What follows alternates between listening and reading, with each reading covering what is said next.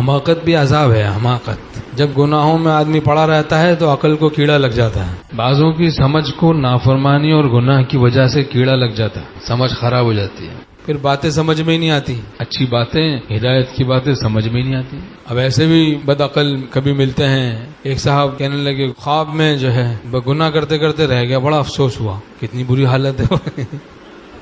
اگر کر لیتا گناہ تو یہ کہ مزہ بھی آتا اور جو ہے وہ عذاب بھی نہیں ہوتا، تو کاش کے کر لیتا. یہ عقل کی خرابی کی علامت ہے، عقل کی خرابی کی علامت. خواب میں بھی کوئی اگر دیکھے کہ میں آگ میں جا رہا ہوں اور بچ جائے تو اٹھ کے خوش ہوتا ہے، الحمدللہ خواب میں بھی نہیں جلا. یہ عقل مندی سمجھی جاتی ہے نا. اسی طرح وہ بھی عقل مندی سمجھی جاتی ہے. خواب میں بھی تقوی پہ خوش ہونا عقل مندی ہے. کسی بھی طرح سے گناہ سے بچنا نصیب ہو جائے، اللہ کی رحمت ہے، کرم ہے، عطا ہے، عنایت ہے، غنیمت ہے. بہرحال حماقت عذاب ہوتا ہے، گناہوں کی وجہ سے حماقت کے عذاب میں آدمی مبتلا ہو جاتا ہے. گناہ کرتے کرتے کرتے حماقت کے مرض میں مبتلا ہو جاتا ہے. اچھی باتیں بری لگتی ہیں، بری باتیں اچھی لگتی ہیں، بری صحبتیں اچھی لگتی ہیں، اچھی صحبتیں بری لگتی ہیں. شقاوت پکڑ لیتی ہے آدمی کو، بدبختی پکڑ لیتی ہے.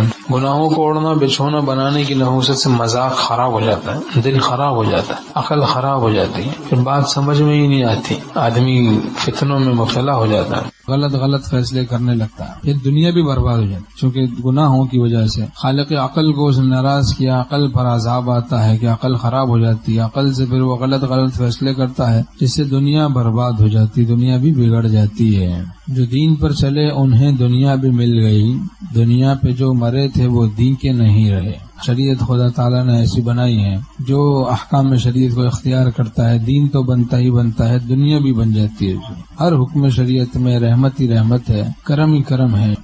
اور سمجھ فہم یہ بھی بڑی نعمت ہے.